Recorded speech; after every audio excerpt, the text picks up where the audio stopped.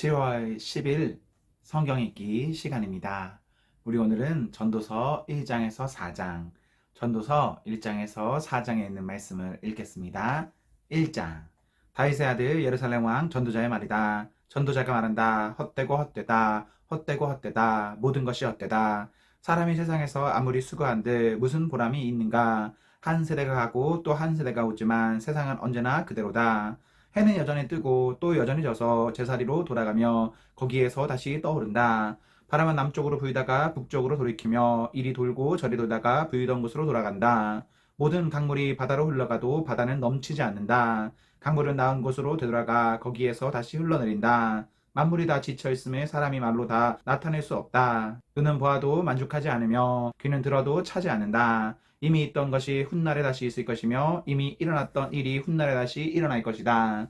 이 세상에 새 것이란 없다. 보아라 이것이 바로 새 것이다 하고 말할 수 있는 것이 있는가? 그것은 이미 오래전부터 있던 것, 우리보다 앞서 있던 것이다. 지나간 세대는 잊혀지고 앞으로 올 세대도 그 다음 세대가 기억해주지 않을 것이다. 나 전도자는 예루살렘에서 왕이 되어 이스라엘을 다스리는 동안에 하늘 아래에서 되어지는 온갖 일을 살펴서 알아내려고 지혜를 짜며 심혈을 기울였다. 괴로웠다. 하나님은 왜 사람을 이런 수고로운 일에다 얽어매어 꼼짝도 못하게 하시는 것인가? 세상에서 벌어지는 온갖 일을 보니 그 모두가 헛되어 바람을 잡으려는 것과 같다. 구부러진 것은 곧게 할 수 없고 없는 것은 셀 수 없다. 나는 장담하였다. 나는 지혜를 많이 쌓았다. 이전에 예루살렘에서 다스리던 어느 누구도 지혜에 있어서는 나를 뛰어넘지 못할 것이다. 지혜와 지식을 쌓는 일에서 나보다 더 많은 경험을 한 사람은 없다. 나는 또 무엇이 슬기롭고 똑똑한 것인지, 무엇이 얼빠지고 어리석은 것인지를 구별하고 심혈을 기울였다. 그러나 그처럼 알려고 하는 그것 또한 바람을 잡으려는 것과 같은 일임을 알게 되었다. 지혜가 많으면 번뇌도 많고 아는 것이 많으면 걱정도 많더라. 2장. 나는 혼자서 이런 생각도 해보았다. 내가 시험 삼아 너를 즐겁게 할 것이니 너는 내 마음껏 즐겨라. 그러나 이것도 헛된 일이다. 알고 보니 웃는 것은 미친 것이고 즐거움은 쓸데없는 것이다. 지혜를 갈망해온 나는 술로 내 육신을 즐겁게 하고 낙을 누려보려고 마음먹은 적도 있다. 참으로 어리석게도 이렇게 사는 것이 짧은 한평생을 가장 보람있게 사는 것이라고 생각하였다. 나는 여러 가지 큰일을 성취하였다. 궁정도 지어보고 여러 곳에 포도원도 만들어 보았다. 나는 정원과 과수원을 만들고 거기에 온갖 과일나무도 심어보았다. 나무들이 자라나는 숲에 물을 대려고 여러 곳에 저수지도 만들어 보았다. 남녀 종들을 사들이기도 하고 집에서 시종들이 태어나기도 하였다. 나는 또한 지금까지 예루살렘에 살던 어느 누구도 일찍이 그렇게 가져본 적이 없을 만큼 많은 소와 양 같은 가축들을 가져보았다.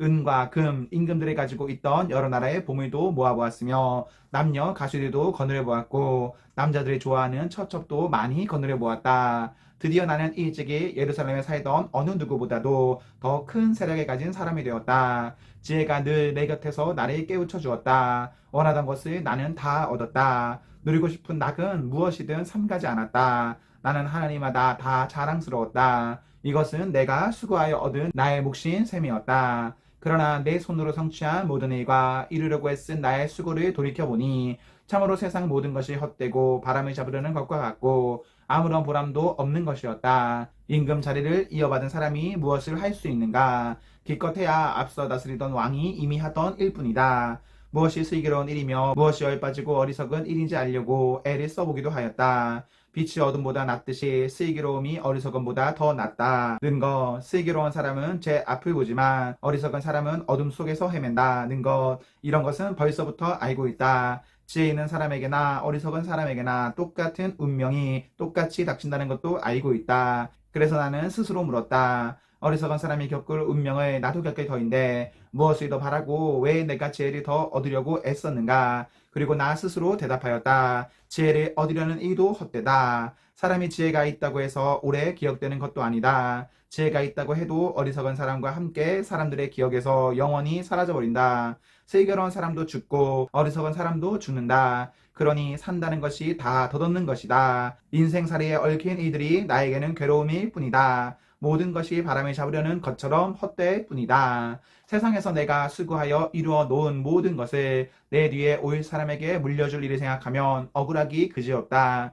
뒤에 올 그 사람이 슬기로운 사람일지 어리석은 사람일지 누가 안단 말인가. 그러면서도 세상에서 내가 수고를 마다하지 않고 지혜를 다해서 이루어 놓은 모든 것을 그에게 물려주어서 맡겨야 하다니 이 수고도 헛되다. 세상에서 애쓴 모든 수고를 생각해보니 내 마음에는 실망뿐이다. 수고는 슬기롭고 똑똑하고 재능 있는 사람이 하는데 그가 받아야 할 몫을 아무 수고도 하지 않은 다른 사람이 차지하다니 이 수고 또한 헛되고 무엇인가 잘못된 것이다. 사람이 세상에서 온갖 수고를 마다하지 않고 속썩이지만 무슨 보람이 있단 말인가. 생명에 그가 하는 일이 괴로움과 슬픔뿐이고 밤에도 그의 마음이 편히 쉬지 못하니 이 수고 또한 헛된 일이다. 사람에게는 먹는 것과 마시는 것, 자기가 하는 수고에서 스스로 보람을 느끼는 것, 이보다 더 좋은 것은 없다. 알고 보니 이것도 하나님이 주시는 것, 그분께서 주시지 않고서야 누가 먹을 수 있으며 누가 즐길 수 있겠는가. 하나님이 마음에 드는 사람에게는 슬기와 지식과 기쁨을 주시고 눈밖에 난 죄인에게는 모아서 쌓는 수고를 시켜서 그 모은 재산을 하나님과 마음에 드는 사람에게 주시니 죄인의 수고도 헛되어서 바람을 잡으려는 것과 같다. 3장. 모든 일에는 다 때가 있다. 세상에서 일어나는 일마다 알맞은 때가 있다. 태어날 때가 있고 죽을 때가 있다. 심을 때가 있고 뽑을 때가 있다. 죽일 때가 있고 살릴 때가 있다. 허물 때가 있고 세울 때가 있다. 울 때가 있고 웃을 때가 있다. 통곡할 때가 있고 기뻐 춤출 때가 있다. 돌을 흩어버릴 때가 있고 모아들일 때가 있다. 껴안을 때가 있고 껴안는 것을 삼가할 때가 있다. 찾아 나설 때가 있고 포기할 때가 있다. 간직할 때가 있고 버릴 때가 있다. 찢을 때가 있고 꿰맬 때가 있다. 말하지 않을 때가 있고 말할 때가 있다. 사랑할 때가 있고 미워할 때가 있다. 전쟁을 치를 때가 있고 평화를 누릴 때가 있다. 사람이 애쓴다고 해서 이런 일에 무엇을 더 보탤 수 있겠는가. 이제 보니 이 모든 것은 하나님의 사람에게 수고하라고 지으신 짐이다. 하나님은 모든 것이 제때에 알맞게 일어나도록 만드셨다. 더욱이 하나님은 사람들에게 과거와 미래를 생각하는 감각을 주셨다. 그러나 사람은 하나님이 하신 일을 처음부터 끝까지 다 깨닫지는 못하게 하셨다. 이제 나는 깨닫는다. 기쁘게 사는 것, 살면서 좋은 일을 하는 것, 사람에게 이보다 더 좋은 것이 무엇이랴. 사람이 먹을 수 있고 마실 수 있고 하나님의 만족을 누릴 수 있다면 이것이야말로 하나님이 주신 은총이다. 이제 나는 알았다. 하나님이 하시는 모든 일은 언제나 한결같다. 거기에다가는 보탤 수도 없고 뺄 수도 없다. 하나님이 이렇게 하시니 사람은 그를 두려워할 수밖에 없다. 지금 있는 것 이미 있던 것이고 앞으로 있을 것도 이미 있는 것이다. 하나님은 하신 일을 되풀이 하신다. 나는 세상에서 또 다른 것을 보았다. 재판하는 곳에 악이 있고 공의가 있어야 할 곳에 악이 있다. 나는 마음속으로 생각하였다. 의인도 악인도 하나님이 심판하실 것이다. 모든 일에는 때가 있고 모든 행위는 심판을 받을 때가 있기 때문이다. 나는 또 마음속으로 생각하였다. 하나님은 사람이 짐승과 마찬가지라는 것을 깨닫게 하시려고 사람을 시험하신다. 사람에게 닥치는 운명이나 짐승에게 닥치는 운명이 같다. 같은 운명이 둘 다 기다리고 있다. 하나가 죽듯이 다른 하나도 죽는다. 둘 다 숨을 쉬지 않고는 못 사니 사람이라고 해서 짐승보다 나을 것이 무엇이냐. 모든 것이 헛되다. 둘 다 같은 곳으로 간다. 모두 흙에서 나와서 흙으로 돌아간다. 사람의 영은 위로 올라가고 짐승의 영은 아래 땅으로 내려간다고 하지만 누가 그것을 알겠는가? 그리하여 나는 사람에게는 자기가 하는 일에서 보람을 느끼는 것보다 더 좋은 것은 없다는 것을 알았다. 그것은 곧 그가 받은 몫이기 때문이다. 사람이 죽은 다음에 그에게 일어날 일들을 누가 그를 데리고 다니며 보여주겠는가? 4장.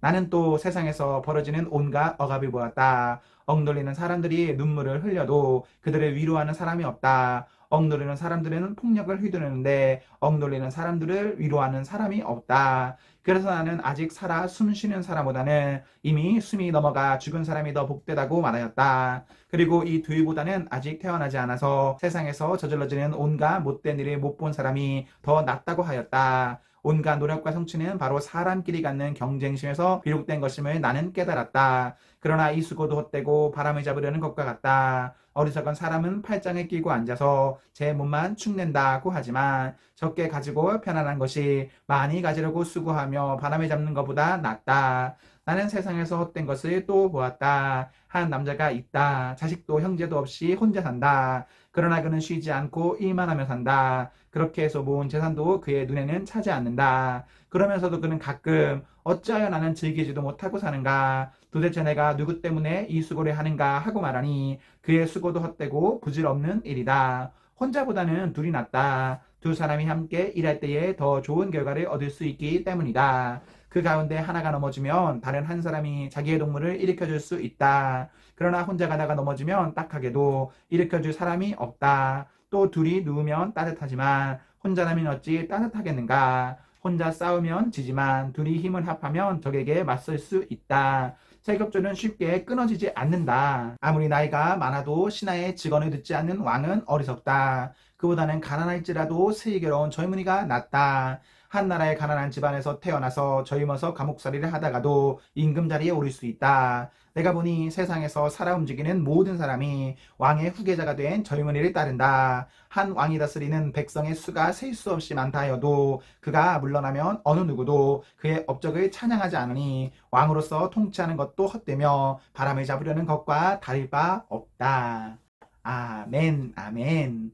네, 우리 오늘 말씀을 모두 읽었습니다. 우리 오늘 하루도 하나님과 사나 앞에서 행복하십시오. 성령 충만하십시오. 안녕.